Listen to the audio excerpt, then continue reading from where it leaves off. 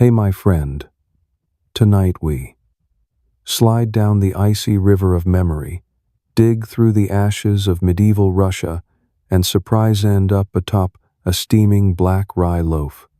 And a friendly warning: you won't survive this night, trust me, because the Siberian wind here is cold enough to freeze your dreams.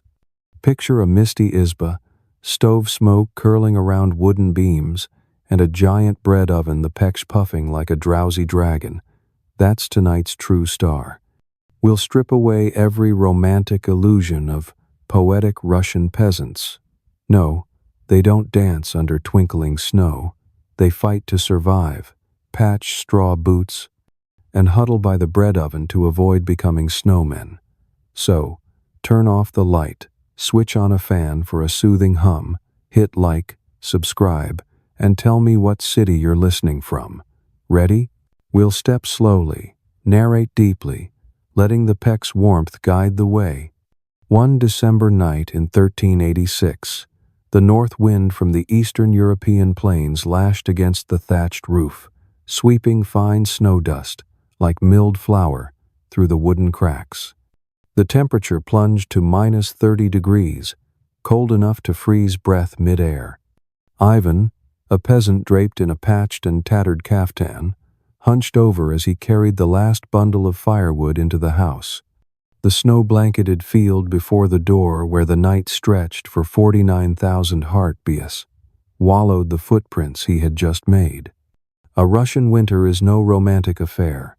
It is a silent debt collector, draining every drop of warmth from the bones. Ivan bolted the door, the final gust whistling through the gap, howling like a warped trumpet. He inhaled deeply, burning pine resin, damp sheepskin, ash lingering on the tongue, a cocktail only birch, landfolk would call fragrant. Under the smoky light of an oil lamp, Ivan knelt before the peck stove. The ember, no larger than a berry, seemed to gasp for life. He stacked dry birch bark, listening for the first crackle. The flame licked the straw, blooming into a golden honey glow. Ivan smiled. Long night, little wood, may the fire behave. The straw curtain rustled. His wife, Anna, poked her head out, her hair wrapped in an old woolen scarf. "The wind howls like a wolf. Has the willow fallen yet?" she asked. Ivan shook his head. "Not yet. Winter's just rehearsing its choir." His reply left a thin but precious warmth, worth more than sheep's wool. The gray cat, Mishka, curled up in a flax basket, his green eyes reproachful. "When's the warm milk?" Ivan whistled. "When humanity invents the microwave, Your Majesty." An American friend would laugh. In Russia, Majesty has 4 paws and demands milk during a blizzard. The wooden door rattled, snow cascading. Stepan, their 12-year-old son, stumbled in clutching a bundle of dry grass, his face flushed red. "Father, the barn door creaks like a demon gnawing bones." Ivan ruffled his hair. "Demons fear fire, son. Trust your father. In Russia, demons don't wield pitchforks, they wield biting wind." The fire flared into a small column. Ivan fed it larger logs, building a miniature fortress. The warm light bathed the wooden walls in amber. On the iron rod, the kettle simmered noisily. The steam of rosehip leaves curled around the beams, turning the chill into a grain harvest perfume. Anna set a pot of potatoes and turnips near the stove. She tapped a tuber clunk. "Hard as stone," she said. Ivan replied, "But with fire and patience, it'll be soft as butter." They knew. Patience was the spice of survival. Outside, the wind whipped snow into spirals, pounding the walls like war drums. Inside, the crackling fire set the rhythm for human hearts. Each dying spark left a red streak, like miniature St. Nicholas fireworks. The harshness was barred at the threshold. The peksh became the family's second heart. The wooden hourglass clunked as the last grain fell.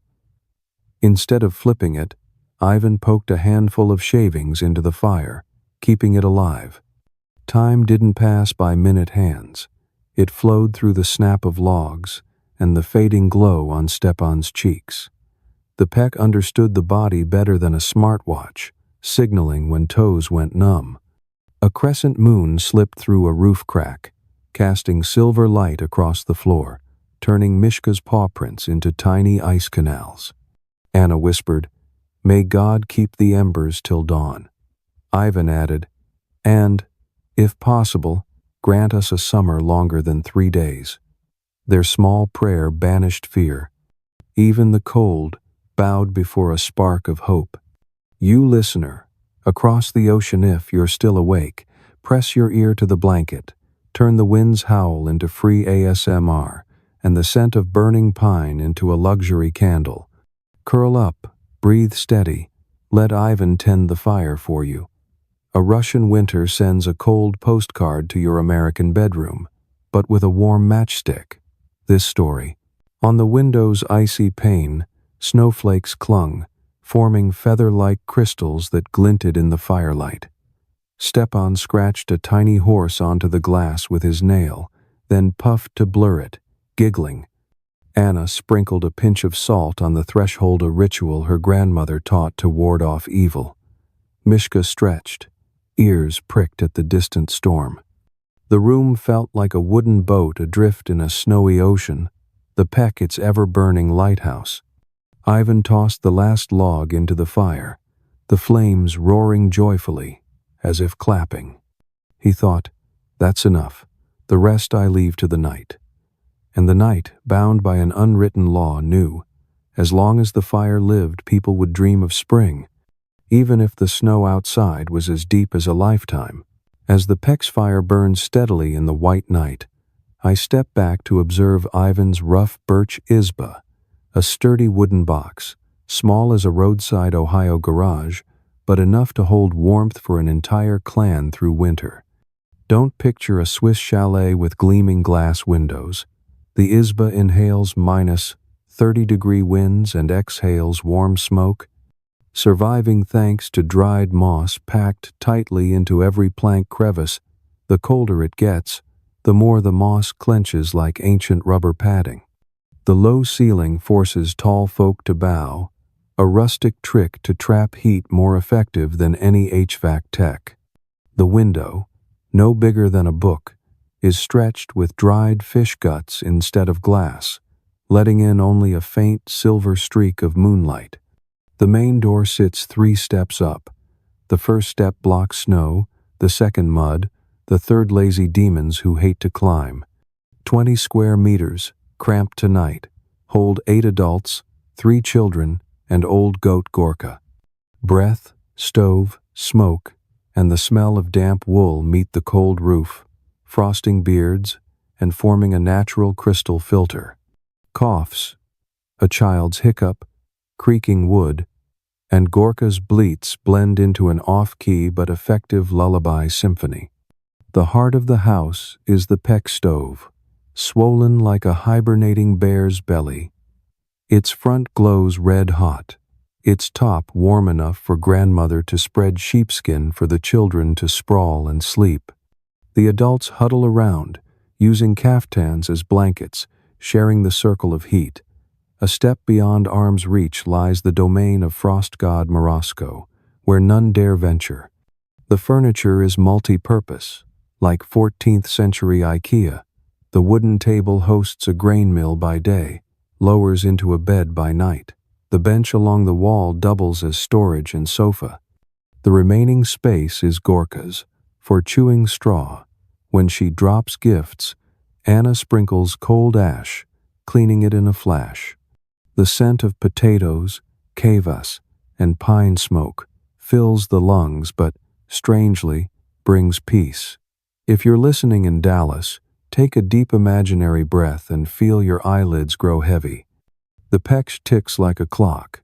Each pop of charcoal is a second, reminding Ivan to add just enough wood. In the deepest hour of the night, moonlight strikes an icon of the Virgin on the wall. The egg tempera paint is peeling, but the silver glow makes the image blaze, as if it too shivers in the cold. The beam traces the wood grain to a rainwater barrel, casting a sparkling halo, finer than any smart nightlight. At -30, sound feels solid. Whispers fall to the floor like ice dust, so people speak little, using glances to assign tasks a nonverbal crash course in energy-saving communication. The Izba's schedule follows the rhythm of heat. Dawn opens the smoke vent to release damp air. Noon seals it to trap warmth. Afternoon checks the barrel for dripping icicles signaling the season. Ivan eyes the frost on the beams, reading humidity like a silent sensor. Amid the hardship, the Izba hides playful games. When beards freeze, men compete to shake them, creating snow showers. The winner gets 3 extra minutes by the stove. Children draw geese with charcoal on each other's coats, the figures dancing in the firelight. Grandmother tucks a warm coal into Anna's Valenki Butsa-free medieval spa. The wooden walls bear marks of past lives.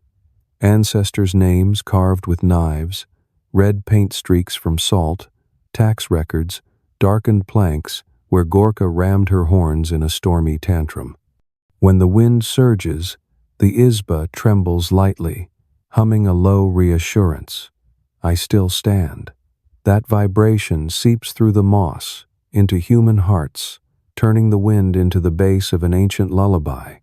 If you're listening in Seattle, dim the lights, pull the blanket to your chin, and imagine shrinking into the smoke-scented wooden room. The cramped space cradles the spirit, teaching that 4 walls don't confine but draw a border of safety.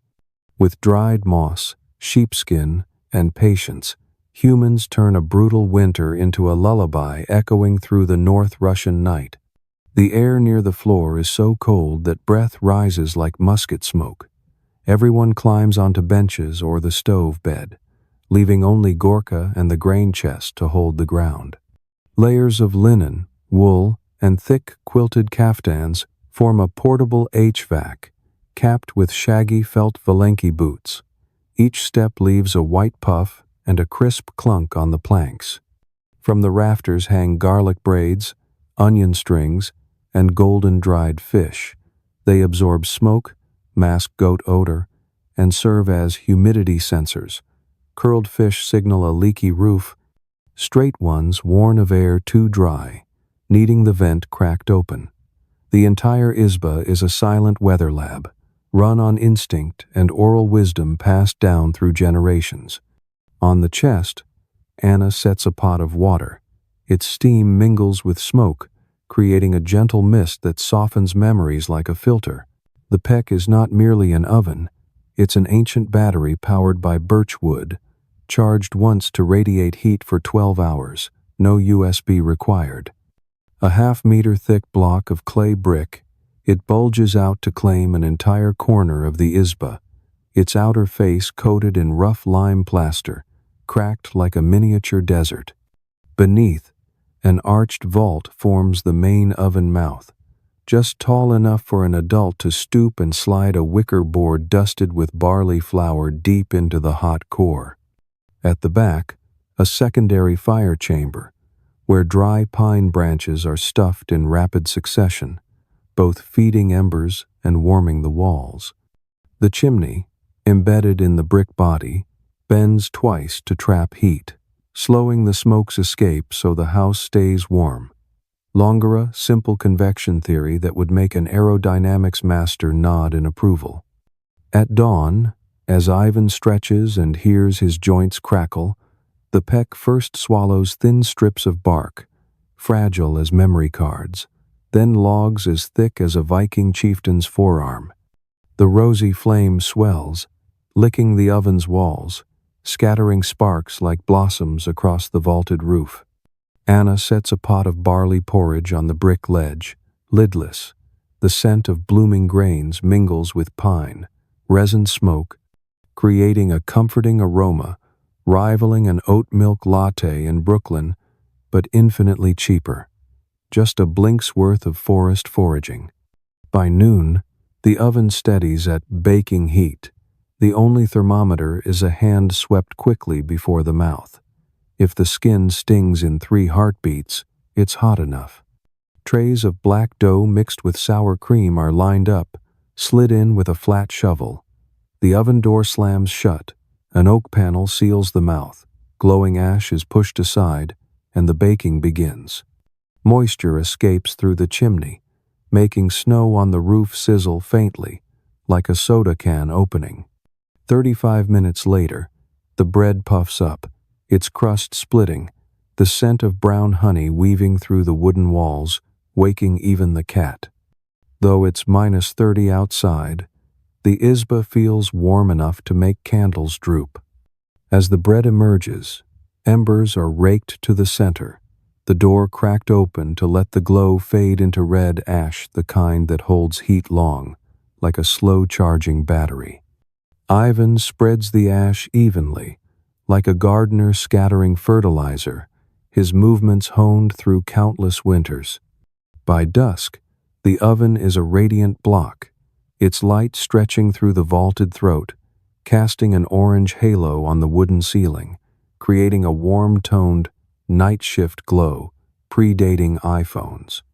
Grandmother seizes the dying fire to slide an iron skillet into the lower tray, toasting flax seeds for cough medicine.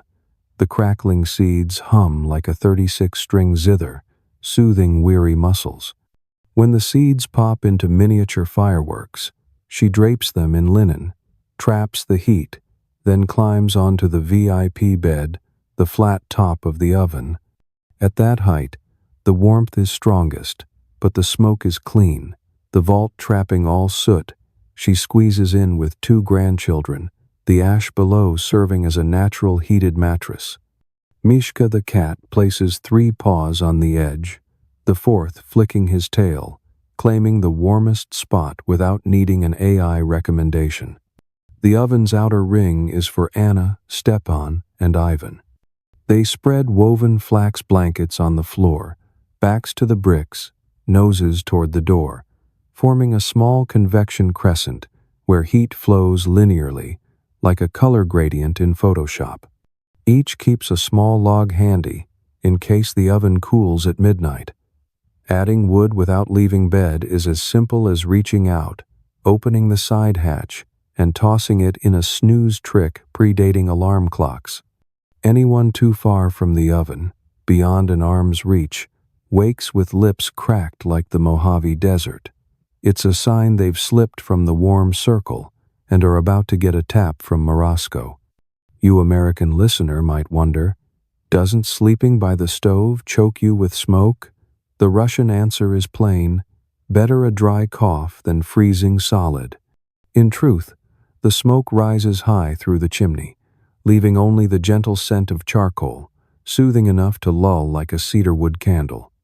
The crackling wood, resonating with the family's slow heartbeats, creates a priceless white noise for the nerves. If a modern meditation app recorded that sound, it'd sell as well as cooling pillows. The final ash, once fully cooled, is swept into a sealed wooden bucket. Come spring, it's mixed with water to make an alkaline laundry solution. The fire's life cycle continues in the fields. The peck doesn't just warm, it sustains a chain of survival. Baking bread, toasting seeds, drying apples, smoking fish, even curing leather boots to prevent cracking. It's a fridge, microwave, dryer, grill, and heater in one brick body, an American kitchen appliance combo with a $0 electric bill. As the night deepens, the glow in the oven's throat shrinks, but the thick bricks hold heat longer than a laptop's RAM retains warmth. Ivan checks one last time. Ash spread evenly, oven door cracked the width of a coin to avoid suffocation. He lays a hand on the brick, warm, not scalding, but clearly defiant of the frost beyond the walls. Outside, the wind howls, snow swirling into silver dust around the izba. Inside, the oven glows quietly, its clay heart pulsing slowly, lulling the family's nerves into sweet, primal sleep. Finally, as the last ember pops, Ivan closes his eyes, ignoring the frost on his beard. A puff of ash rises, swirling, catching the dying firelight like a miniature comet shower. It blends with the family's steady breaths. At this warmth, dreams of green meadows or thawing springs flicker like personal holograms. The brick heart sleeps but never stops beating. Come morning, it will devour wood, exhale heat, and resume its internal odyssey, proving that survival's secret isn't a down comforter, but a gentle volcano kept in the corner of the house, where every story, every breath, every loaf of black bread blooms from its core. Do you know that the moment you're here makes this story even more special? Please tell me where you're watching from, and what time it is. I want to thank you sincerely. And if you feel something while watching, hit like, subscribe, and join us for the stories to come. Before the sky's edge changes color, while the night still clings to the izba like a vast woolen blanket, Olga has left the stove bed, her bare feet gliding over the still warm wooden planks. The entire house is dim, with only the embers in the peck breathing faintly, casting a thin pink glow like a silken thread. No rooster's crow or clock is needed. The grumbling stomach and the chill pinching her flesh tell the woman, it's time to start the family's calorie engine. The rye flour has rested overnight in a wooden tub, exactly 8 handfuls, no more, no less. Olga lifts the linen cover, and the gentle sourness of natural yeast rises, blending perfectly with the lingering pine smoke aroma. She stirs the flour with a wooden ladle, sprinkling in homemade yogurt Waith starter, preserved by grandmother through 30 winters, then deftly pours in warm rice water. The mixing stick rotates slowly, the sticky thwack-thwack sounding steady, almost like a bread mixer but slower, firmer, matching the rhythm of a heart still waking. When the dough reaches smoothness, Olga drapes it with a damp cloth and sets the tub near the peck. The brick's lingering heat from the night before is the ideal microbial incubator. While the dough rises, she kindles wood shavings, sweeps the embers aside, and clears a dry space for the new batch.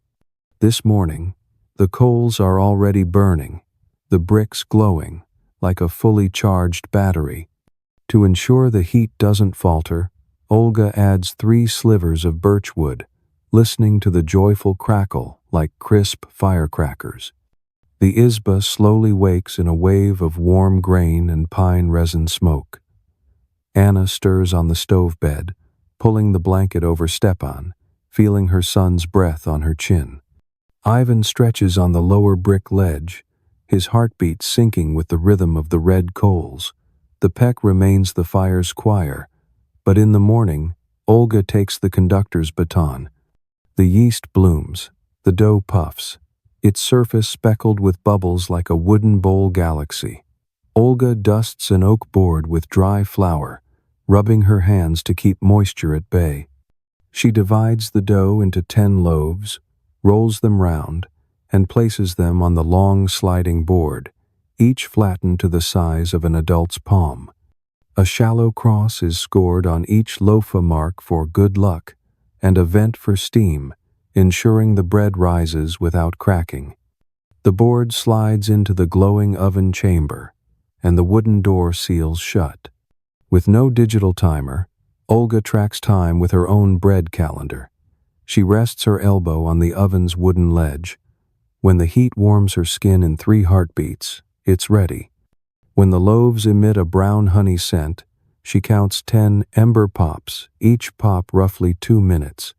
This measuring system, passed down through generations, is astonishingly precise, as sturdy as the crusts taking shape.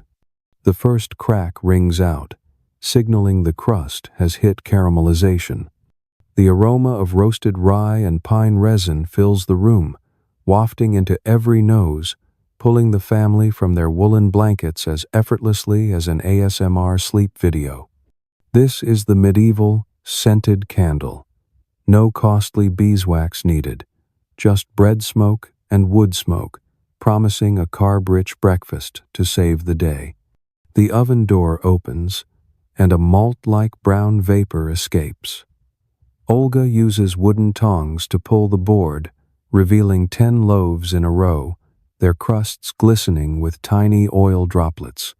By the Izba's unwritten law, the first slice must be cut while the crust is still soft and given to grandfather. His old teeth are weak, but he takes the first bite, a cultural alarm clock. If he smiles, the peck is running perfectly, the board, sour starter, and the family's efforts all on track. The remaining loaves are propped upright near the oven to let the crusts harden further, reaching a toughness that could break an axe handle, an exaggeration, but not far off. That hardness is vital, as each loaf will follow Ivan and Stepan into the forest, a portable lunch. A bite paired with a sip of snowmelt provides enough calories to fend off the cold for 3 more hours of wood chopping. In the war against frost, the humble brown grain is true gold. Once the loaves cool slightly, Olga slices one in half, spreading the inner face with a smear of pork fat and crushed garlic. The garlic's aroma rises, overpowering the musty tang of sheepskin and lending a haute cuisine feel to peasant standards. Stepan hovers near the oven, his eyes glued to the glistening slice, but he must wait, as his portion comes last, after the youngest, the elderly, and Mishka, the Kathy Izba's animal rights ambassador. The breadcrumbs are carefully gathered, dried into fine powder, and mixed with fresh yeast for the next batch, no calorie wasted. Even crusts, too tough to eat, are tossed into a pot to simmer for kvass, a lightly fermented drink with gentle sour fizz, aiding digestion of heavy salted meat rations. Thus, the cycle of bread, smoke, grain, water, klozesno waste, no excess, more eco-friendly than any modern sustainability trend. The height of the loaves in the storage jar serves as a winter gauge. When the last ones vanish, the forest's charcoal is also running low. The village braces for a new wood hunting trip, or prays for an early thaw. The rye bread, then, is more than food. It marks the rhythm of survival. Each loaf eaten ticks the clock one notch closer to spring. By late morning, pale sunlight filters through the dried fish gut window, hitting the stacked loaves and reflecting a soft amber glow. Olga runs her hand along the empty flour tub, hearing a soothing rustle, then sighs with satisfaction. Another tick on the invisible bread calendar. In a place where every breath is measured, the square rye loaf is the certificate of survival, a decree written in sour yeast and sweat, confirming the family will endure more frozen nights, with the pech, with the Izba, in the slow symphony of red fire and white snow outside. The warmth from the Peck stove's thick bricks spreads like an undercurrent, rippling beneath the floorboards, cradling feet chilled from stomping through afternoon snow. The coals have died down, the oven mouth sealed, but that stout brick mass still glows quietly within, enough to sustain a tiny summer for a full 12 hours. It's then that the Izba transforms into a spacecraft. Every member, young and old, human and animal, finds their orbit around the fiery heart. The children are first-class passengers. After the last loaf is stowed in the wooden chest, the little ones kick off their steaming Valenki boots, using the brick steps on the oven side as a ladder to clamber onto the tropical rooftop. The Peck surface is just wide enough for 3 small backs to lie side by side, heads resting on each other, hands clutching a straw-stuffed lamb with worn ears, but still radiating the warm scent of dried grass. At that height, the temperature is as cozy as a modern heated spa floor, safe from field mice. With a turn, The children can peer through the fish gut-lined window, see the gray sky huddle, and know they're winning against winter. Along the oven's flank, the women spread old flax blankets, their patched sides mottled but still soft. They lie parallel to the bricks, backs soaking in warmth, faces turned toward the room's center, where Anna has hung a braid of dried garlic to ward off evil. The mingled scent of garlic and pine smoke forms a strangely reassuring layer. Each breath into the lungs carries a secret message. The night is cold, but you are safe. Their palms rest on the oven wall, feeling the steady pulse of heat, like a giant's heartbeat lulling them with natural infrared. The Menevan and Stepanar are the opposite, backs to the Izba's door. They are the final hard shell, a shield against wind sneaking through, stray wolves bold enough to approach, or salt thieves roaming the village. A hunting knife is tucked under their pillow, but the cold makes their calloused hands crave the peck warmth no less than the children atop it. Ivan pulls the edge of his caftan over his son, then shifts half a turn so his broad back brushes the brick, channeling the last dregs of energy into blood slowed by the chill. Mishka the cat holds an unmatched advantage. As the oil lamp flickers out, he claims the warmest crevice, the narrow gap between the oven wall and the bread, chest curling into a gray waffle, tail covering his nose. The heat there is so steady that his breath forms a thin wisp rising straight up. When the cat sleeps, the Izba's early warning system activates. A single degree drop, and he'll jolt awake, shift spots, and let out a curt meow, signaling Ivan to crawl up and add a midnight log. The last open space at the oven's base is the bread reserve's domain. Rye loaves, hard as logs, stand in rows like a brown screen. In the half-light, they reflect the red embers like amber chunks, but their purpose is greater: rodent defense. Russian field mice can gnaw through planks, but they fear heat. Storing bread by the bricks keeps it dry and discourages nibbling teeth. A faint crack occasionally sounds, perhaps a tiny intruder testing its luck, but within seconds, the squeak of retreat proves the strategy's success. The family turns their backs to one another not out of indifference, but to share warmth evenly. Shoulder against shoulder forms a heat bridge, like a string of filament bulbs passing current. If someone shifts out of place, cold air from the door's gap surges in, spreading like a tidal breeze. The person beside stirs half awake, adjusts the blanket, and seals the breach. This is a symbiotic reflex, honed over generations, needing no words. The peck teaches them the philosophy of silent sharing. Warmth can be seen, but kinship is felt. The night's sounds settle, leaving only the occasional pop of a coal splitting, ringing snap like a breaking button. The wooden walls breathe softly, creaking steadily, blending with the wind's howl in the distant forest. This low, looping hum becomes a lullaby for eyelids craving sleep. Anna sips rose-hip tea, placing the small kettle on a scorching brick patch, letting each droplet steam rise in a thin veil, humidifying everyone's throats. It's a natural humidifier powered by red ash. Closer to midnight, the peck outer heat fades, but the deep bricks still hold a profound fire pulse. Ivan, hand still gripping his dagger, twitches slightly at an owl's hoot.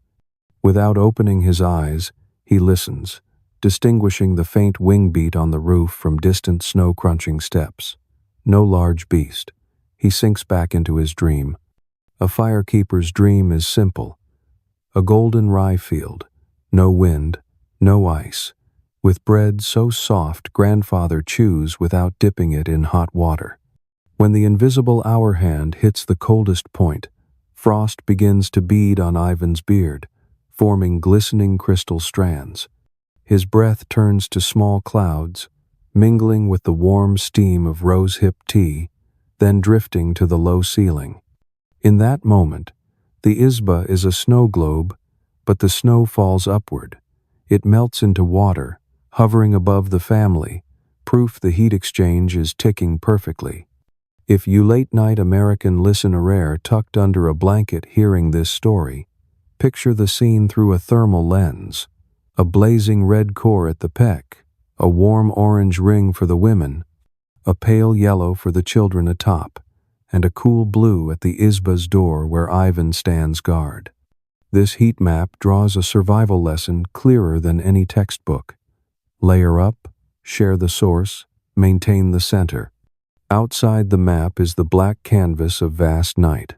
Inside, 5 humans and a cat huddle, forming a tiny galaxy, self-lit by the dying breath of birchwood. Then, almost in unison, each breath slows, lengthens, deepens. The fire sleeps, the people sleep, the bricks sleep. Only the faint quiver of the cat's fur remains, the Izba's sole second hand. When even that stills, the night freezes solid outside, but within the brick shell, a single ember glows a fragile promise that dawn will return, new bread will bake, and this year's fireside sleep will carry on the fireside sleep of countless generations until winter no longer calls its name across the snow-white fields. Dawn sluggishly casts a faint pink streak across the fish gut-lined window, rousing Ivan's family from their fireside sleep. Outside, the morning wind shrieks like bagpipes, whipping fine blades of ice against the Izba's walls. Before crossing the threshold, each person steps onto the harshest runway on Earth, Fashion Week on snow knee-deep. The star of the collection is the knee-length, triple-layered quilted caftan. The outermost layer, woven from nettle fibers in a cross-stitch, grips snow with its tiny barbs, trapping heat like a miraculous sandpaper fabric. The middle layer, stuffed with smoke-dried birch bark, is both lightweight and free of musty dampness. The innermost lining, pressed against the skin, is coarse flax, absorbing the scant sweat before moisture turns to ice crystals. The caftan's color isn't a romantic moss green, but a mud brown, tinged with ash gray, its sole purpose. If you collapse face down in a blizzard, others can still fish you out a literal, anti-invisibility hue. Cinching the caftan at the waist is a triple-twisted nettle fiber belt, double-knotted. The dangling end serves as a loop for a small axe, dagger, and sometimes a chunk of rye bread. Surviving at 30 degrees Celsius allows no hands in pockets fumbling.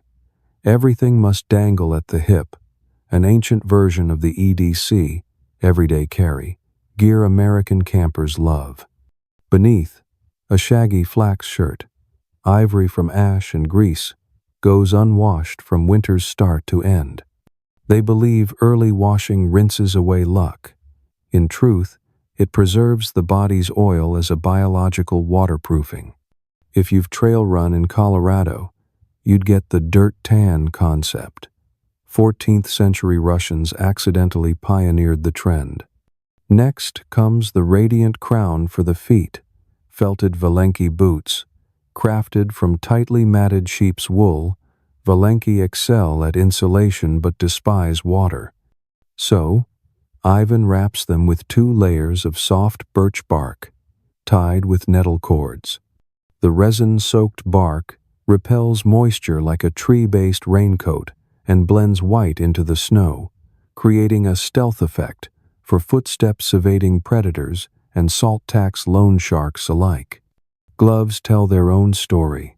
Smoke, tanned deer hide, fur turned outward, with the thumb sewn half a knuckle oversized. The reason? Space for a hot stone from the oven, slipped in before leaving. That stone keeps wrist veins warm for 2 extra hours. Europeans later peddled coal-powered hand warmers, but the Birchland ancestors used a free prototype. Makeup? Yes, and brutally practical. Horse fat, the natural highlighter, is smeared by women on eyebrows, lips, and nose edges. At 30 degrees Celsius, exhaled moisture crystallizes instantly. The fat layer blocks ice clumps, preserving the sense of skin over a porcelain mask. Under sunlight, its sheen glimmers no less than Sephora's glow cream with a wilder scent. Children get a special privilege: woven straw cloaks. They seem coarse, but the hollow straw traps air, forming a lightweight insulating layer so Stepan can run on snow without sinking deep. It's as effective as a modern puffer jacket, except if a child strays too close to a spark, the village gets a free whiff of popcorn. The village's street-style signature is the fox fur hat, sealed at the nape with a narrow eye slit. A fake tail sewn to the crown sways with each step, a lifeline for someone lost in a storm to follow, like a snowplow's trail. Grandmother jokes the tail is an antenna, catching warm signals from the peck to guide those with dropping blood pressure home. Stepping out, the family moves in a goose flock, shorter members in the center, taller ones blocking wind. They walk slowly, heels firm, avoiding wind pits that swirl cold up trouser legs. Caftans sway, valenki squeak on ice, nettle belts clink faintly, crafting a frigid fashion melody. If a New York street photographer were there, they'd yell iconic and snap 1,000 raw shots.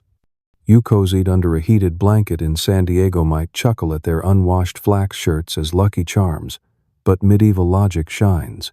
Every detail, from horse fat to birch bark, is open source, field repairable, costing not a watt. In this sub-zero economy, value is measured in warmth, not luxury. By noon, as the sun slants through the birch forest, caftans absorb light, turning into classic solar panels. Their dark brown soaks heat, passing it to flax, to skin, then slowly releasing it as a thin, warm vapor. The children bask their backs, harvesting low-heat vitamin D, while valenki sink deeper, keeping toes from numbing. All day, kaftan, valenki, belt, and horse fat form a mobile survival grid, challenging any modern streetwear ranking. As dusk falls, the goose flock returns to the izba. The horse fat on eyebrows shifts from glossy to dull a signal to wipe it with a flax rag. Valenki stand by the oven, birch bark drying separately, ready for reuse. Kaftans hang on wooden pegs, melting snow dripping, their barbed hems glowing pink in the amber light. The izba becomes a catwalk backstage. The red bricks play the role of a drying lamp. Children slump on the floor like exhausted models. And when night falls again, the petch cues the second sleep, closing the wildly sustainable collections loop. The next morning, the full set will be ready for another show, proving that in a place so cold even breathing crackles, fashion isn't just beauty, it's a life-or-death contract signed with nettle thread, fox fur, and the warmth of a bread oven.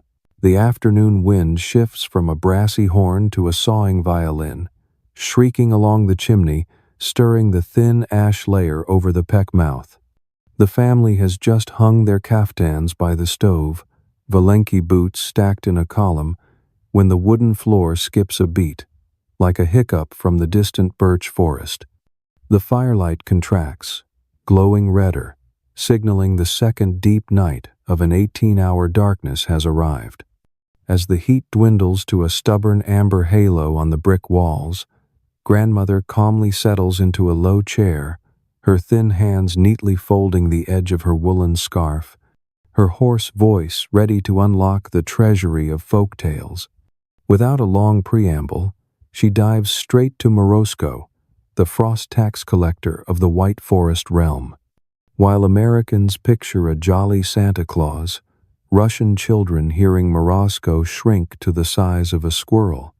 In Stepan's imagination, the figure looms tall as a pine pillar, draped in a glittering ice-scale cloak, his beard a long ship's anchor rope, wielding a soot-black staff that spits sparks when swung at the sky.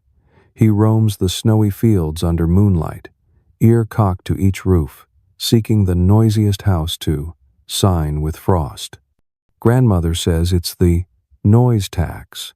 Disturb the silence, and he'll claim your heat, leaving a stinging white frost on your skin like a seal. Each time the wind shifts, she pauses a few beats, letting its howl caress the wooden beams as a backing orchestra. The Izba holds its breath, even Mishka the cat who fancies himself a general retracting his claws, eyes fixed on the ceiling. Everyone knows a story is just a story, but Siberian frost has a knack for turning myth into verifiable truth. One extra sound, and a tiny crack in the brickwork widens, embers choke in the draft, heat slips away faster than an apology. Grandmother continues, her voice now slow as pouring frozen honey.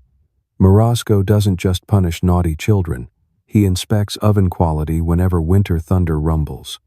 Winter thunder, a rare sonic wave in the seemingly silent landscape, is believed by children to be the soot staff striking the peck roof, a single boom, shaking silver dust from the rafters.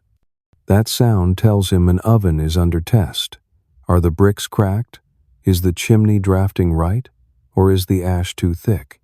So, at each unseasonal lightning, adults don't panic, they swiftly clear ash, add good wood, and whistle softly, as if reporting to the frost god, "We're tending carefully, please move on."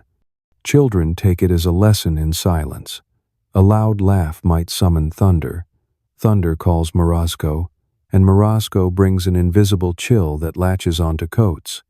The peck heat now spreads evenly, and grandmother lowers her voice, her words threading like a long bead necklace. The old god, legend says, loves silence so much that even a door's creak, lingering too long, can freeze the planks solid, jamming them shut by morning. So, before bed, Ivan greases the hinges, Anna ties extra nettle cords to secure the bolt, and Stepan carefully hangs the grain mill so its axle doesn't shift at midnight. Each action is curated to let the god glide past, finding no flaw, his icy beard sparing their shoulders. Grandmother clears her throat, steering the tale to its final nudge. Long ago, a neighboring girl scoffed at Morozko's name, daring to whistle in the night. By morning, her eyelashes were fringed with white frost, unmelting for weeks, each blink a raw sting. From then on, village children, hearing the winds howl, stuffed their sleeves in their mouths, keeping lungs quiet. One anecdote, but it carries the weight of a fire safety manual. Silence preserves heat, roof, and life. In the fading firelight, Stepan's eyes close first, his breaths thin like a wooden instrument's whisper. Ivan grips his hunting knife, but his mind drifts from ice axes to a sun-warmed rye field. Grandmother rests her hand on the brick, feeling the steady warmth, and gives a faint smile.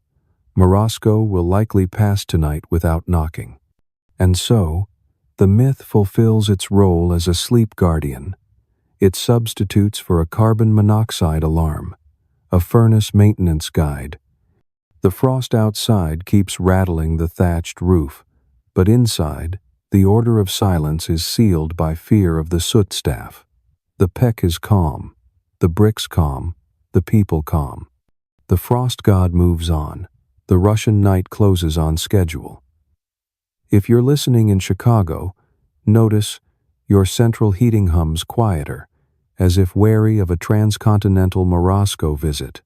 Close your eyes, keep your breaths soft, and let every story, no matter how cold, melt in warm blankets. For sometimes, myths are born just to guide us into safe sleep, not to thrust us into icy nightmares. While morning frost still lightly coats the Izba's roof, the sound of horse hooves echoes along the hard-packed snowpath, resounding louder than any of Morozko's threats from last night. The whole village recognizes that half-step stutter, the salt, tax envoys of the Tsar. They arrive every year precisely at Christmas, never a day late, as if using the astronomical calendar to time their raid on peasant purses. Ivan peeks through the door. White fox fur rims their hats, sparkling with frost crystals, their dark green velvet cloaks with silver trim glint, turning the gray snow beneath their feet into a cursed festival carpet. Salt in winter is as precious as steel, fish caught far upriver, since autumn must be thickly packed in white grains to avoid rot. A bowl of porridge without salt depletes electrolytes, and at 25 degrees Celsius, the cold turns muscles into snapped strings. So, the tax ledger isn't tallied by head count, but by the kilos of salt left in the jar. The envoys lead their horses to each door, holding a golden tan sheepskin scroll listing names, salt quotas, fines for shortfalls, and, most dreaded, a blank space for the red ash mark, a smoldering soot streak pressed against the doorframe of any house falling short. That mark won't peel off. It darkens in spring, a village, wide reminder that the household once betrayed the throne. Olga wraps her woolen scarf, cradling a heavy cloth sack the salt hoarded through the fishing season. Each handful is a batch of dried fish, the briny taste that makes bland porridge worth living for. Now, those handfuls will become numbers in the Tsar's treasury ledger, vanishing from the village like stove smoke in a headwind. She knows if they fall short, the red ash mark will brand their home as eternal gossip fodder by the well, heavier than any curse from Morosco. The envoy steps into Ivan's izba like entering a surgical theater, his seal leather boots pristine. The peck warmth hits the fox fur, sending a whiff of pine smoke and lanolin into the air. The tax collector draws a small glowing coal dipped in beeswax, holding it like a stamp poised to seal. The coal's faint red glow reflects on the scroll, reminding the family that this ink writes no glad tidings. Ivan sets the salt sack on the table, white grains spilling like tiny marbles. The envoy counts in ancient pood units, 16 kilos, using a wooden divider for each portion to avoid errors, his movements smoother than a baker portioning dough. The silence in the izba is so thick you can hear ash shifting in the oven. Stepan stands behind his father, hands tucked in his straw sleeves, eyes tracking each shake of the collector's salt measure. He knows one extra pinch could flavor grandmother's porridge when frost chokes her throat. But the Tsar's law trumps village custom. Miss even half a handful, and the ash mark scars the door, doubling next year's levy. A budget drought, not a snow drought, is what chills human hearts. Finally, the salt scale teeters short. It's exactly one small wooden scoop, missing the scoop Ivan quietly mixed into the pickled cabbage vat early winter to fend off scurvy for the family. The envoy arches a brow, smirks faintly, and presses the hot coal near the doorframe. His hand tilts the scroll, like an artist brushing paint. Grandmother coughs softly. Stepan swallows hard, the sound like a pebble dropping into an ice cave. Last night's bearded Morosco flashes in their minds, but now he seems less fearsome than this smoky red streak. As the coal's tip grazes the wood, Olga recalls an old saying, "Don't let noise wake the frost god. Don't let a red mark wake the village tongues." She twists her scarf, hesitates, then steps forward, placing a rye loaf hard as stone on the table, the last reserve. Baking bread takes salt, eating it needs salt, but offering bread to the Tsar sometimes substitutes for white grains. The envoy sniffs the loaf's charred edge, tests its firmness. Tax rules are written in soot ink, but the collector's heart runs on appetite. Black bread staves off hunger on a 300-mile trek. He nods, snaps the crust in half, and tucks it into his cloak. The hot coal halts. The doorframe escapes the mark. Cold air rushes through the door's gap, but feels lighter than the boulder lifted from their souls. As the hooves gallop away, Stepan shuts the door, his fingers brushing the smooth wood. No red mark. The oven's ash pops faintly, like tiny applause. The salt tax passes for now, the salt bread deficit saved by Olga's rock-hard, wolf-cracking loaf baked early that week. Behind them, Mishka the cat stretches, lightly scratching the chair's back, proud for staying silent at the right momenta lesson from Morosco applied to real life. The Peck night shift begins anew. Ivan sweeps ash, adds wood, and the fire flares modestly, enough to light the now lighter salt sack. They know winter is still long, next year's tax likely steeper, but tonight at least, the Izba bears no ashen shame. Olga smiles, brewing rosehip tea. The sour salty tang on her tongue reminds her salt remains, sleep will stay warm, and when the frost god returns, he'll find them still silent, still cloaked in caftans, still tending the fire, still defeating the cold with the steady pulse of life, like the Peck's bricks. Sleep now, for in this snowy land, the greatest victory is waking tomorrow to a doorframe still pure wood. As the sky tilts toward dusk, a sunbeam thin as a razor slices through the straw curtain, casting an orange glow on the sheepskin scroll, still etched with the morning's salt tax anxiety. The red ash mark spared the doorframe, but the memory of the depleted salt sack prompts the family to audit their culinary reserves, the modest treasury that decides whether their skin will crack until the snow melts. Olga braces her back and drags the largest wooden tub to the center of the floor, where the Peck's fire licks the walls, creating an amber halo.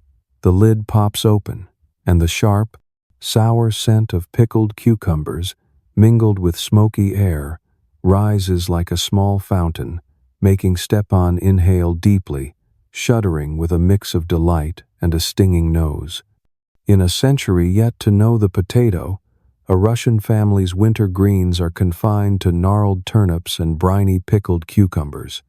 Turnips, harvested in late September, are wind-dried for firmness, their skins darkening to wet earth, then layered in straw cellars, where mustardy roots and honeyed sweetness slowly leach water, condensing into green gummy candy to stave off hunger.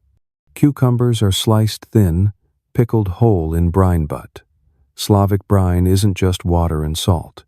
They mix in dried dill, crushed garlic, black peppercorns, even wild grape skins.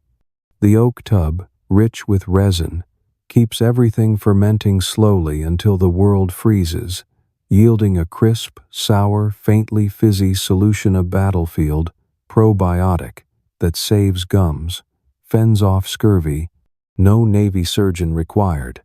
Ivan uses wooden tongs to lift glossy cucumbers onto an oak board, then carefully splits a weathered turnip, its pitted skin revealing golden, oil-flecked flesh.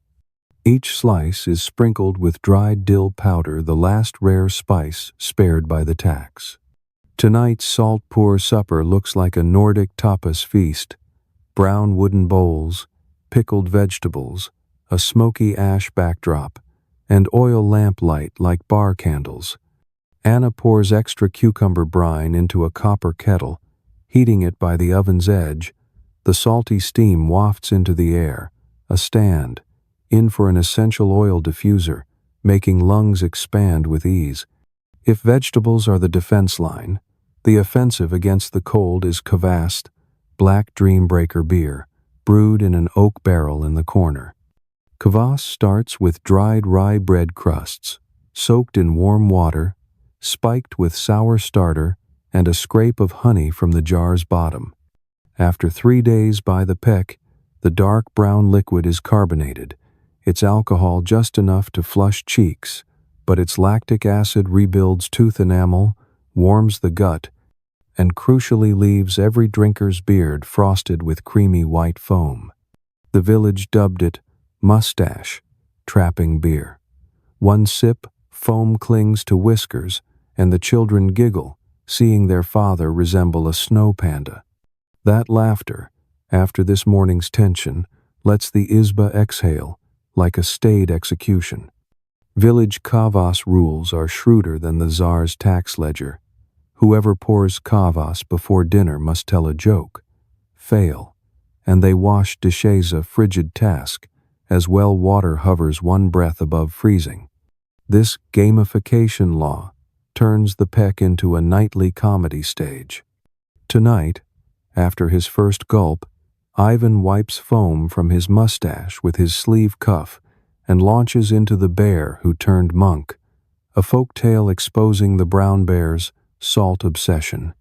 The room erupts in laughter, the sound tapping the oven vault, making the red coals flare brighter. Mishka leaps to the windowsill, tail swishing in approval, while Stepan, chuckling, licks cucumber brine from his lips to cut the salt. As the kvass barrel dips, the 14th century censor kicks in. Anna pours leftover cucumber brine into wet bread dregs, prepping the next batch to ferment. Where do the spent pickles go? The cores are pressed into vegetable cakes for old goat Gorka, their fermented cellulose warming her stomach.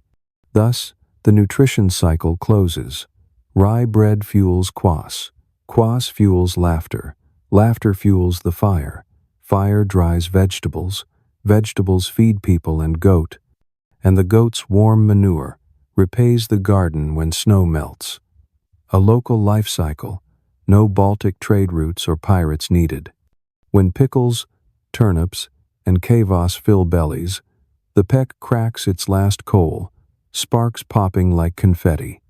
Grandmother rests her hand on the oven's edge, counting the moons since her first kvass sip left foam on her. Well, not mustache, but chin, prompting the kids back then to tease her, just like Stepan now. History, after all, is a chain of foam caught in others' whiskers, rolling through generations, both funny and warm. Outside, the late wind flicks snowflakes against the door, a soft patter, as if testing for wakeful souls. The village answers with sour yeast, pickled cucumber, steamed turnip, singed pine smoke, and the gentle hum of quiet voices, a benign blend no frost god would dare disrupt. In the oak barrel's corner, leftover kvass fizzes its final bubbles, promising more mustache laughs tomorrow. Tonight, sleep will come slowly, smooth as yeast, lightly sour as pickles, and hearty as ash-roasted turnips, a pure Russian lullaby recipe. No sugar, no sedatives, just a closed nutritional loop sealed with storytelling charm and the oven's warmth. The sky barely speckles with pink ash beyond the birch forest when the faint kvass aroma from last night still lingers in the nostrils, but the yeasty lullaby must yield to the delicate chime of a bronze bell ringing across the icy valley. December 19th arrives almost without a calendar. The bells of St. Nicholas take on the village's alarm clock duty, striking metallic notes into the smooth snow, rousing the folk like a midwinter roll call of souls. In the Izba, Ivan bolts upright first. The peck ash is as cool as a wet palm, the embers faded deep within the bricks. He tosses in 2 thin logs, enough to keep the room warm for Mishka the cat and the pickle vat, then hurriedly dons his kaftan. Olga ties her woolen scarf, tilting a bowl of dried turnips to prevent freezing. Stepan tucks a black loaf into his nettle, fiber belt, a hedge against a grumbling stomach on the road. Outside the porch, the birch bark wraps on their Valenki boots rustle, signaling last night's kvass crew is ready to march in ritual formation. The path to the church stretches exactly 3 kilometers, tracing dormant fields, crossing a frozen stream, and veering into a pine hill where the wooden chapel's roof juts like a ship's prow in a white sea. Each person carries a sheep fat candly byproduct, of a rare autumn meat feast, its pungent glow flickering a weak green. Wind whips snowflakes across faces, paraffin shrinking, the flame so frail it's like a stubborn firefly clinging to the wick. Candle smoke traces gray rings in the air, flickering like the fading memory of quass yeast leaving the body. The wooden church is small, its steep roof clad in icy scales, the door ajar to trap human warmth. Inside, the priest with a frost-crusted beard awaits, his whiskers glinting with ice flecks like sprinkled sugar. Each Latin prayer from his mouth turns to a vapor cloud, hitting the curved wooden vault and freezing into white dust. His voice trembles but never breaks, like a taut bell rope. Winter tests the body, but saves the soul. The words blend into a murmuring choir, creaking boots, raspy breaths, and cold wood snapping, forming a simple mass. No pipe organ, no brocade vestments, just silence thick as an ice wall guarding the prayers. An old custom demands a miniature grave offering, a snowball rolled and placed before St. Nicholas's icon to honor those lost last winter. In place of fresh flowers, the snow wreath symbolizes a vow. We're still here, still keeping the fire. Stepan sets down a tiny snowball, recalling his uncle lost to pneumonia, then silently grips grandmother's hand. The ritual seems cold, but beneath it lies a risk management lesson. Each snowball dropped adds a tally to an invisible ledger: how fierce this year's storms, who's missing, what to stock for the next gales. At the Mass's end, the priest uses a tiny silver spoon to sprinkle holy salt on the spent candles, extinguishing them with salted powder, a gesture symbolizing the sacrifice of taste while reminding them that salt, though choked by taxes, remains a talisman.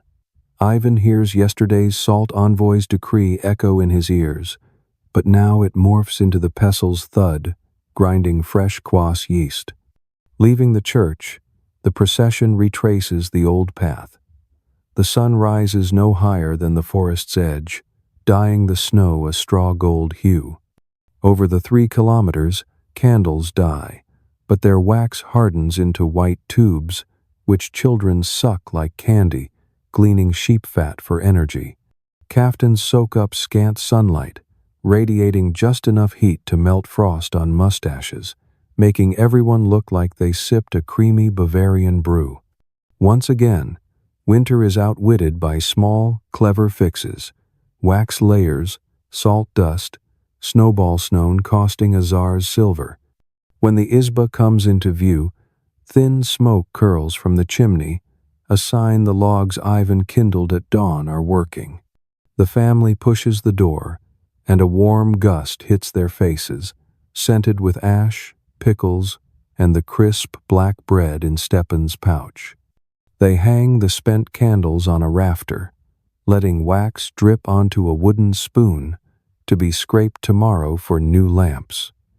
Tradition links like a metal chain. Break one link, lose the loop. Grandmother stokes a pinch of glowing coals, dusting them with ash, banking the fire till Easter, a Slavic grandmother's mantra. Keeping this spark preserves the memory of the St. Nicholas bells, ensuring the row of snow graves behind the house doesn't turn meaningless. As fresh flames flare, last night's kvass pot bubbles anew. Ivan scoops a ladle, foam catching his mustache. Stepan giggles, though the yeast hasn't touched his lips. They haven't forgotten the joke-telling rule, but today's tales honor the departed. Ivan recounts the saint who gifted gold through chimneys, then deftly shifts to his uncle's pickle, stealing antics. The laughter is soft, tinged with longing, like distant bells mixed with mustache beer foam, wrapping loss and life in one warm kvass sip. Outside, the bells fall silent, but their sound lingers on the icy crust. Morozko is surely prowling, but this morning he'll pause to nod at the smoking izba, ash still red, yeast still fizzing, and laughter though faint strong enough to shatter the bell's icy chime. Winter hasn't retreated, but the peck oven and its choir of turnips, pickles, kvass, and sheep-fat candles are ready to fight until Easter, when the church bells ring again, warmer, smoother, because today's small flame will burn unbroken through 3 months of frost. After a supper with kvass foam still clinging to mustaches and the last turnip slice soaked in scarce salt, the izba swiftly curls into a hibernating capsule. The peck blazes with the day's final logs, its thin firelight washing the walls, turning birch wood panels into a stage backdrop. No curtain, no spotlight, just a swaying pink-orange glow like ancient velvet. The oil lamp hanging by the rafter is lit low by Anna, its green wick flickering, oil smoke blending with black bread's scent to form a soothing, smoky library aroma. In that moment, as the village sinks into the season's deepest dark, a spiritual ritual begins inside the red brick walls, the long night of storytelling. Grandmother chooses the 3-legged stool, positioned close to the oven's edge, so the heat cradles her back, her gnarled hands gently rubbing her woolen lap, her cloudy eyes reflecting ember light. The children Stepan, his younger sister Daria, and visiting cousin Pyotr form a half-circle, backs against adult legs, ears pricked sharper than Mishka's, the cat curled on the warming ledge. Ivan and Olga sit behind, poised like boatmen gripping oars, but their minds have dropped anchor, ready to drift with the tale's current. Grandmother's voice rises slowly, almost a murmur like wind through pine needles, soft enough to avoid stirring the thin ash on the last logs. She tells of Princess Ladathe, youngest daughter of an Eastern Grand Duke, cursed to be imprisoned in an ice tower taller than a cathedral dome, where only moonlight slips through like a silver blade. Lada eats hard rye bread, drinks melted snow, and waits for spring to break the spell. Grandmother's words fall steady, like a pestle grinding grain. That ice will bloom, that bread will bake. The refrain, softly chiming, weaves the listener's breaths into a rope, binding the family to the story's pulse, each thread of consciousness gently unspooling. Her details are stark, not ornate. Ice walls that blister hands, dry bread that splits lips, snow pounding the tower like a funeral drum. Yet amid the harshness, she slips in faint smiles. Lada carves the moon on the wall with her fingernail, turning scratches into her own lunar calendar. She crumbles bread into tiny soldiers, dubbing them her guards. The children giggle, their laughter small, too soft to shift the ash. An American watching on a screen might mistake this for pricey mindfulness, but in the izba, it's a deep vitamin, keeping spirits tougher than kaftan cloth. The storytelling pace is deliberate, each pause marked by grandmother's breath, the oven's pop, and the wind's howl outside as a backing beat. The repeated phrases, seemingly redundant, are a metronome for nerves taut from night gales and salt debts. Ice will bloom, a mantra soothing fears of a morning oven gone cold. Bread will bake, a reassuring cadence, reminding them this wooden capsule has outlasted countless storms. This technique lulls the hunger lingering in layered stomachs, slowing the gray chill creeping at the porch. As grandmother shifts scenes, the children's eyelids droop with the flow. In her tower, Lada hears faint St. Nicholas Belsa nod to the morning's mass signaling spring's approach. The ice window cracks, splintering into a reverse snowflake, its petals thick as crystal drapes. She presses her hand, warmth from ripened patience seeping into the ice's core, and the flower melts in trickles, dripping green water onto a rye grain she hid all winter. The grain sprouts on the icy floor, young malt scent rising. This evocation of aroma makes the room fall quieter. Everyone imagines the warm yeast tang hitting their chests, easing the night's heavy veil. Grandmother closes the tale, with Lotta carrying a tray of fresh bread from the Tawera fragrant dream in tattered sleeves then, hanging loaves on the church bells to thank the spring. No cheers, no fireworks, just a soft metallic clink, yet the sound resonates like this morning's real bells, creating a faint echo in the listeners' minds, lulling them into a half-dream state. The oil lamp casts grandmother's shadow on the wall, hunched, silver hair sagging over her shoulders, like an aged portrait on an Eastern tea tin. As bread will bake, repeats one last time. Anna discreetly lowers the wick further. The flame shrinks, pooling amber at the wick's base. The peck snaps off crisply, as if agreeing it's time for solemn rest. Ivan pillows his head on a straw-stuffed coat, feeling the story seal the fearful wind gaps in his mind better than any wool patch. The fish-gut-lined window now reflects only a sallow moon. Wind drives snow past like an ash gust, but inside, the family's breaths sink, warm as a heartbeat. The teller has fallen silent, but the story's rhythmic refrain runs beneath like a stream under ice, guiding the family through a safe dream maze. The children sleep first, Ivan next, and finally, Grandmother the dream's gatekeeper nods faintly, her hand still tracing her wool skirt's hem. If you American listener feel your eyelids heavy here, remember, boredom has its own architecture. It stacks repetitive bricks to build a staircase slowing the pulse. It sprinkles light humor to grease the steps, and crucially, it blends real human warmth with real fire crackle, turning each storybook loaf into a blanket for the mind, letting us settle today's debt salt, cold, worries for tomorrow. Breathe with the rhythm of blooming ice. Let your dream bread bake its brown crust, and sleep, for sleep is your private ice tower, and spring will arrive on time, though the window shows only white snow whipped sideways.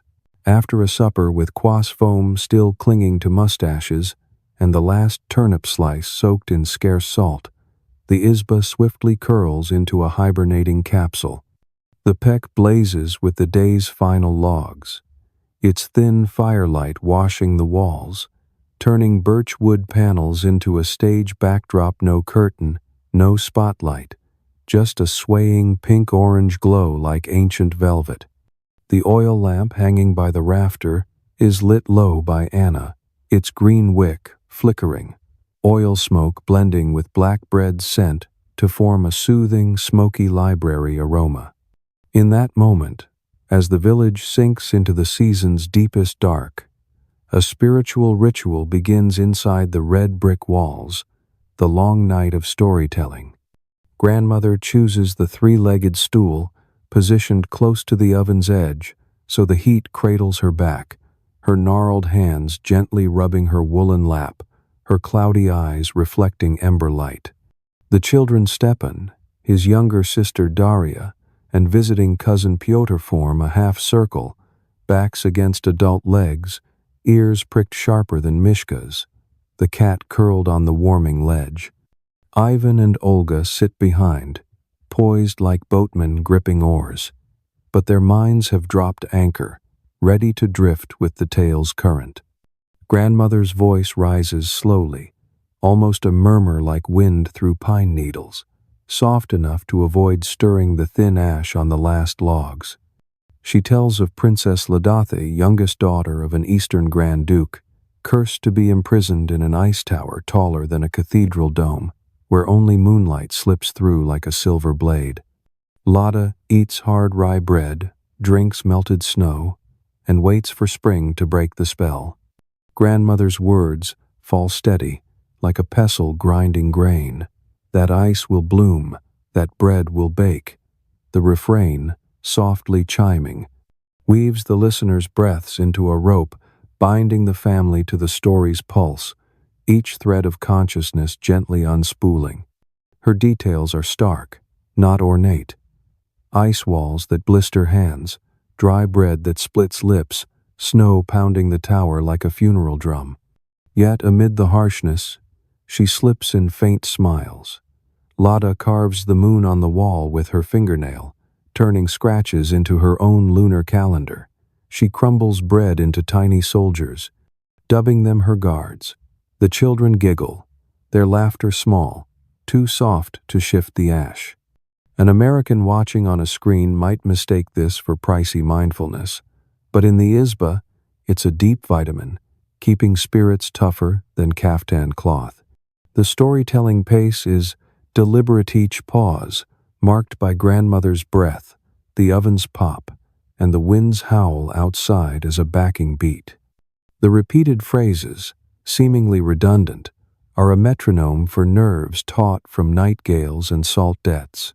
Ice will bloom, a mantra soothing fears of a morning oven gone cold.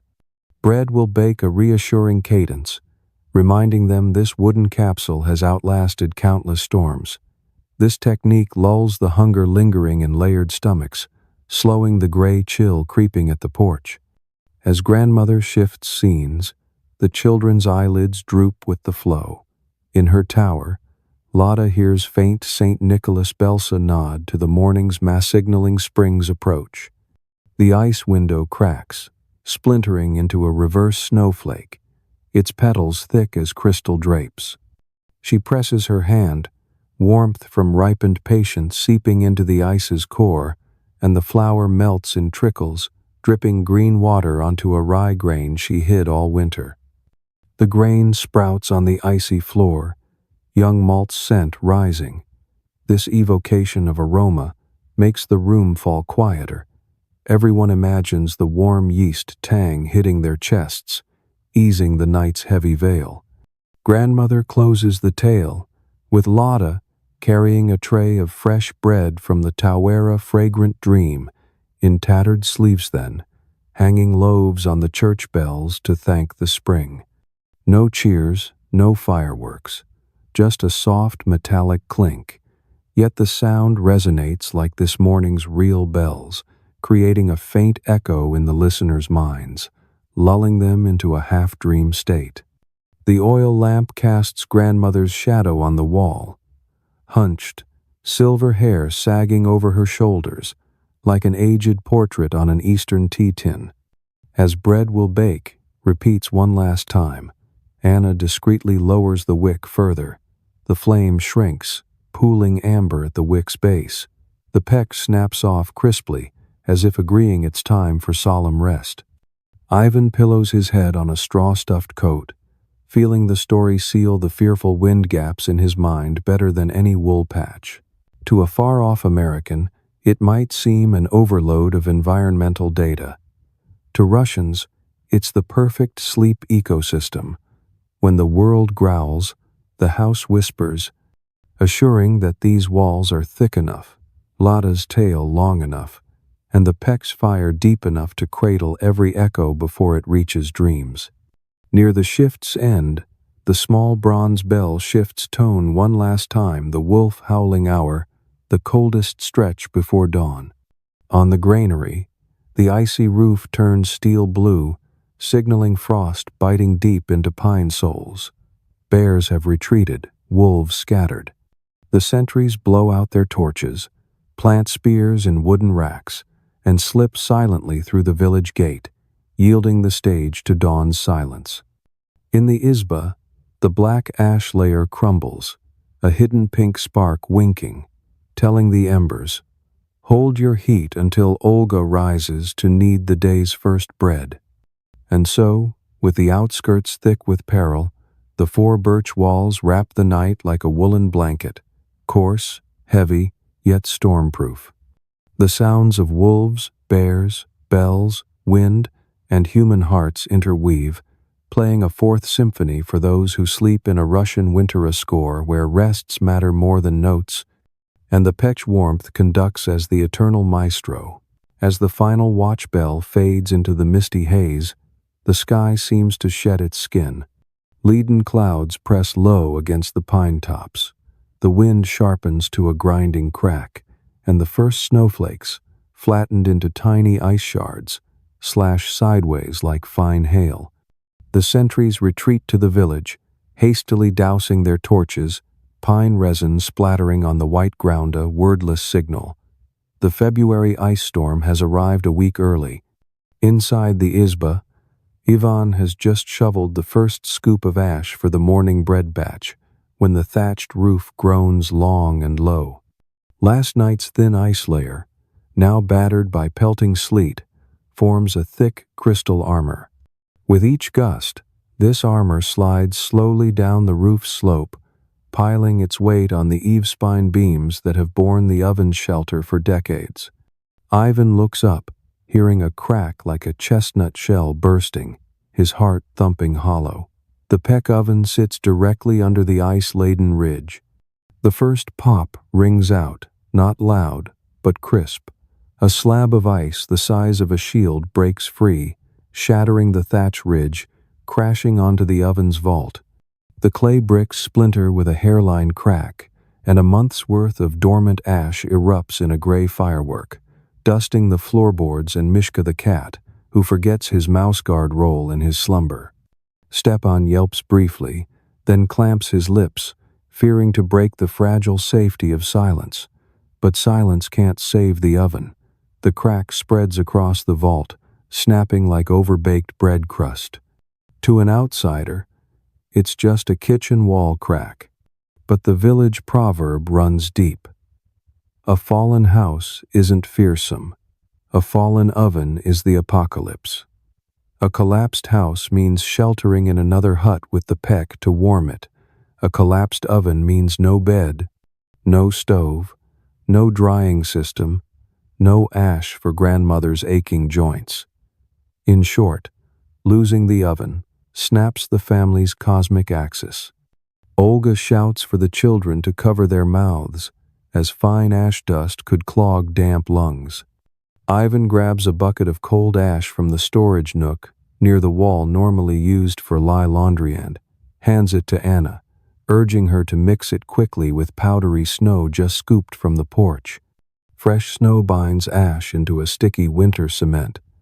When pressed onto the hot, cracked bricks, steam rises, ash melds with clay, hardening into a new patch. It sounds fantastical, but since great-grandfather's time, this has saved at least 3 oven roofs. In 3 heartbeats, an emergency repair crew forms. Ivan climbs onto the table, leaning close to the crack, feeling heat puff out like an open wound.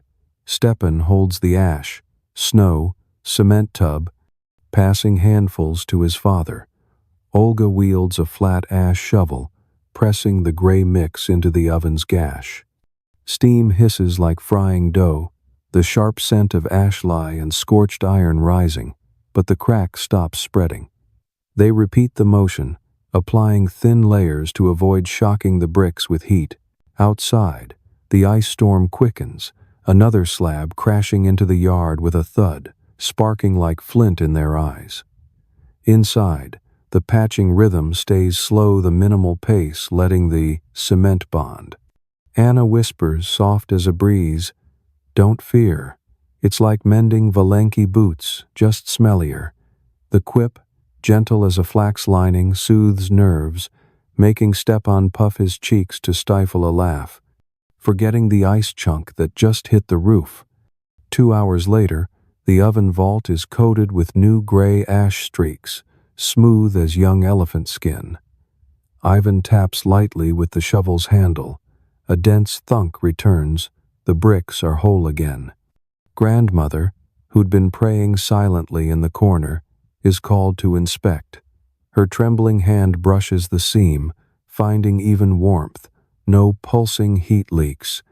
Her aged eyes gleam with trust, like a dried apple rehydrated. The disaster, for now, is sealed behind ash ice. But the trouble isn't over. The thatch roof now bears double its frame's weight in ice armor. After the ash sets, Ivan and Pyotr don kaftans, grab pry bars, and climb to the roof through a small hatch. Each ice chunk pried loose crashes to the yard with a clang, shattering like stained glass. The children inside count the sounds like church bells, each crash erasing a fear of a second vault collapse. At first, They tremble, then find rhythm, turning the storm into a musical note game. Minimal humor, but enough to keep quass-filled stomachs from nodding. After 20 prees, the thatch lies bare, only a thin snow veil remaining. The frame exhales, and the peck stands proud, its brickback scarred with ash stitches. Ivan, soaked in sweat and snow, tucks an ice clump into his caftan to cool off, slides down to the porch, silent, but his eyes tell Olga, the oven lives tonight. Inside the izba, they rekindle the fire, not for baking or warming hands, but to test the patch. As the bricks swell with heat, the ash-snow mix weeps, then sets, darkening to deep gray. No new gaps appear. The surgery succeeded. Grandmother crumbles a stale rye loaf for Mishka, a thank-the-oven spirit ritual, as the cat, amid the chaos, kept the bread stash safe from panicked mice. Outside, the ice storm shifts to snow rain, its sound softer, like salve on the roof's wound. The family gathers spent torches, scattered ash, and excess snow, storing them in an empty brick nook near the wall for the next collapse, as they know disasters don't book appointments. But life slips in a quip. Stepan points at the ash pile, shrugging, "Next time, we'll mix in pickle skins. Maybe the oven'll smell better." Everyone laughs, the sound echoing in the oven, bouncing off the wet thatch, like bread knocking at the door. The storm retreats, nerves follow, leaving a sweet exhaustion. The oven warms slowly, glowing gradually, illuminating the gray ash seams like sugar-dusted donuts.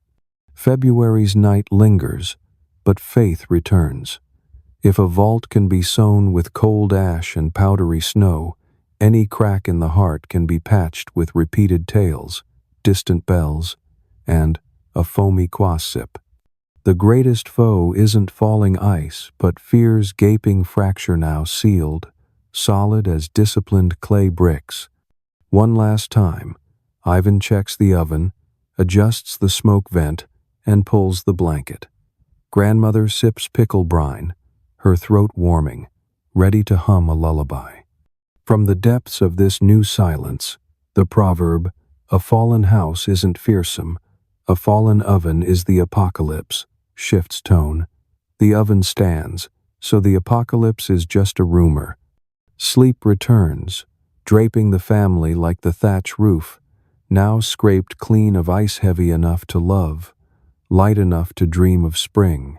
March arrives, not with a fireworks burst, but as softly as Mishka the cat's blink.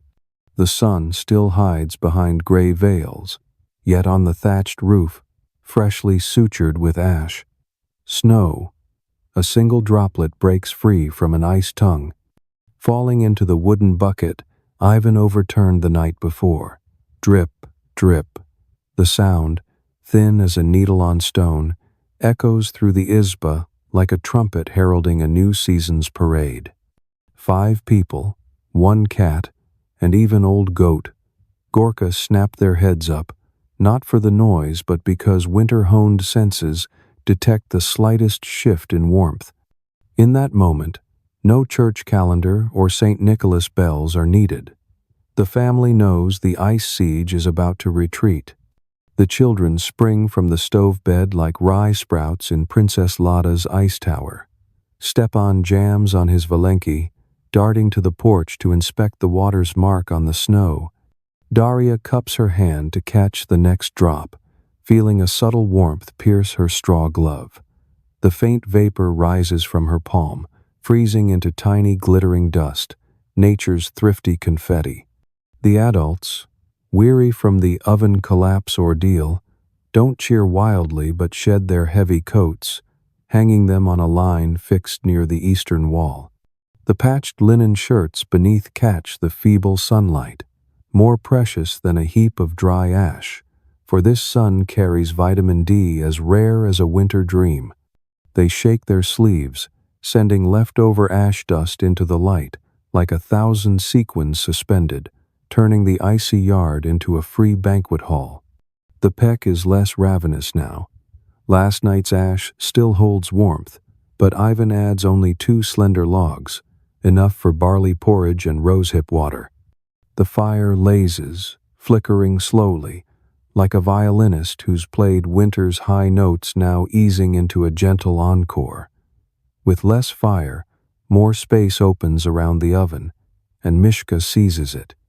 Russian cats are heat sensors. He stretches full length, flaunting a white belly hidden all storm season. Firelight hits his fur, reflecting a bronze glow, like a brick spa poster in the Izba's heart. The brick patch, he claims, was once human territory. Now privatized for the 4-legged emperor, it signals the cycle of sleeping farther from the oven has begun. Outside, the snow turns muddy gray. Pristine slabs, kissed by sun, melt into a grainy slush, reflecting the sky like cracked mirrors. Where Ivan pried ice from the roof, water now streams, channeling into a wooden tray for Anna's spring-flavored turnip soup. Tomorrow-old turnips boiled in new water, renamed to spark joy in taste buds. In the yard, the sleigh's wooden frame is dragged out for inspection. Its axle, cracked from freeze-thaw cycles, needs straw padding, but Ivan skips the hammer.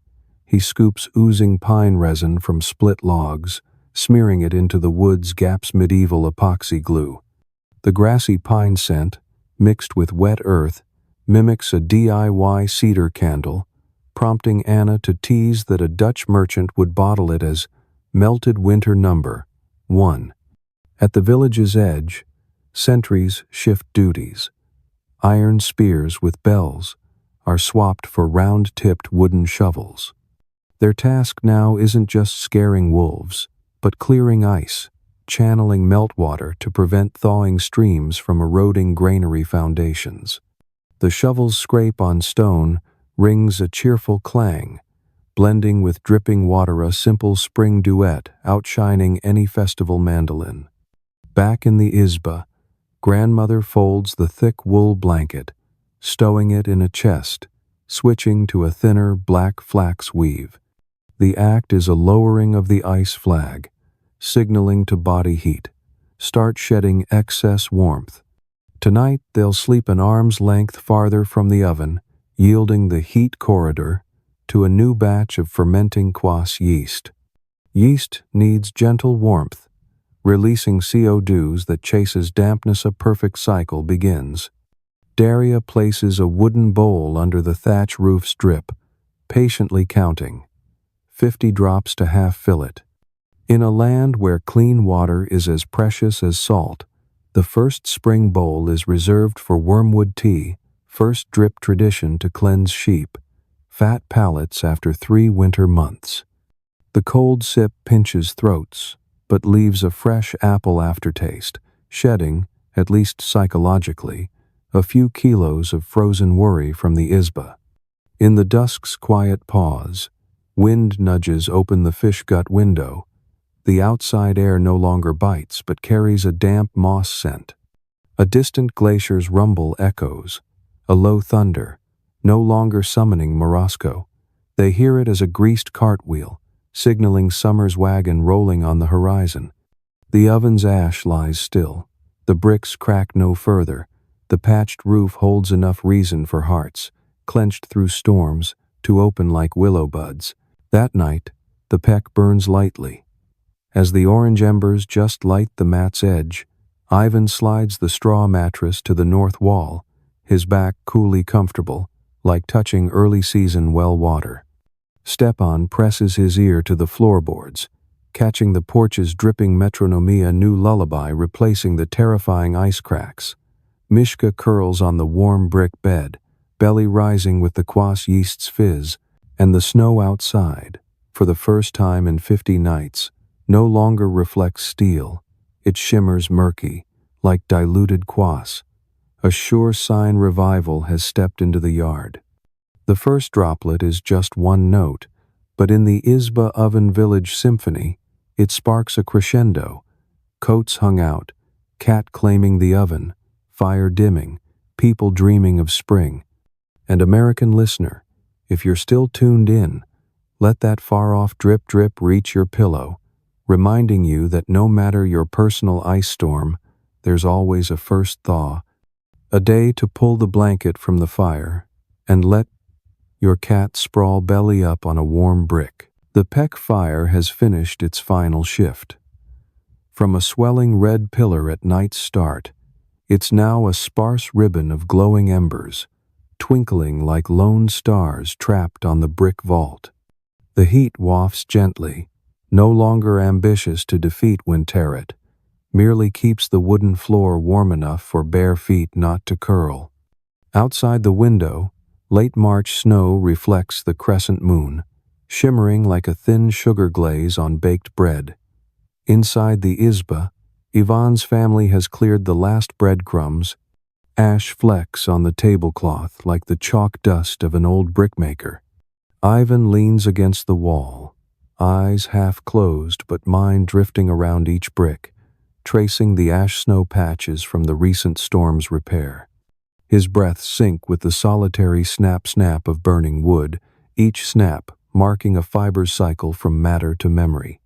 His head rests on the empty salt sacca bag once taught, rationed, and bartered to spare the house from the Tsar's envoy's red ash mark.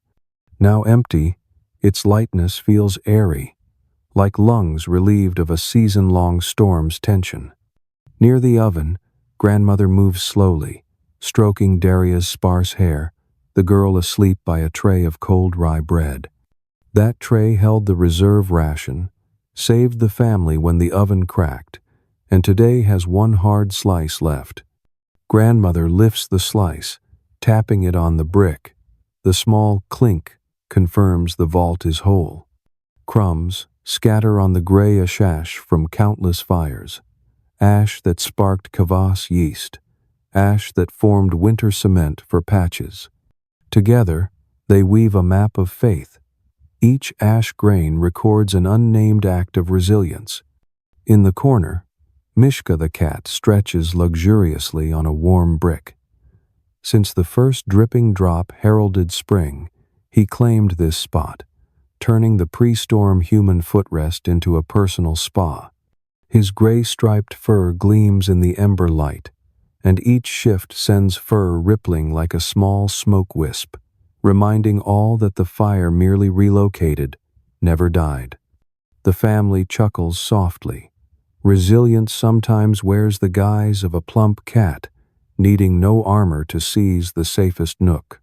On the rafter, the thick caftan, dried all day in weak sun, hangs with broad shoulders, saving the wood from damp, sour smell. Nearby, a string of autumn turnips dangles a few shrunken bulbs. Hard as wood, they're the izba's interior fingerprints. Every winter leaves behind bones, cracks, and kvass. Foam smiles. Olga brushes dust from a turnip, adding a pinch of dried dill knot for cooking but to preserve scent. She hears the porch wind rise in pitch, lighter, less sharp, signaling the forest's first pines are budding. The ember glow shrinks, a second sunset in one day. Ivan rises, raking the coals with an iron rod, carving a final air channel for the ash to bank. In the groove, red sparks cluster like cherry beads. He dusts a thin ash layer over them, the shutdown ritual passed through generations. The ash will sleep, holding faint warmth through the night, so when Olga wakes, a light stir will coax the fire back. This continuity fire unextinguished, bread not too crisp, stories unbroken as the family's pact with winter, with themselves. Grandmother speaks softly, her voice crackling like tissue paper. The night is long, but spring keeps its promise. The words, barely audible, land on eyelids, gently pulling them down. The last layer of tension fear of falling ice, envoys, wall cracks drops to the wooden floor, melting fast as dew on oven bread. Ivan replays the journey. December's north wind lashing the thatch, kvass, foam mustaches, the chilling oven crack, the first drip, and number bread bed. Each moment pins a fire nail to memory's framework. Together, they build a dome grander than the Isba, a dome of endurance. You distant listener, perhaps on a memory foam mattress, AC tuned to a tenth of a degree tree this. If your power grid fails, if Wi-Fi drifts like ice flows on the Neva, what warm corner and simple bread would you find to cradle you, like Ivan's family? The question seeks no answer, only a nudge that comfort is a fleeting gift. The real capital is our inner grit, like cold ash ready to rekindle when the next storm looms. As the last embers close their eyes, we understand that true strength doesn't hide in flashy technology, but in the ability to patch cracks with cold ash, to gather glowing coals for tomorrow. The humble Peck oven has taught a simple truth. People endure because they know how to share warmth, divide the last slice of bread, and laugh beneath a trembling icy roof. You and I, whether sitting before a screen in New York or Seattle, have our own invisible bread oven, a small habit, a relationship, or a trust that carries us through personal winters. Cherish that warm corner, for comfort can vanish in a blink, but resilience will rekindle whenever we stoop to add another stick of wood. If this story made you smile or reflect, please hit like, subscribe to the channel to catch the next fire lighting, and share the video with friends across the USA. Perhaps they, too, need a spark of ash. Don't forget to comment below. What bread oven has kept you warm through long nights? We can't wait to read your stories of resilience.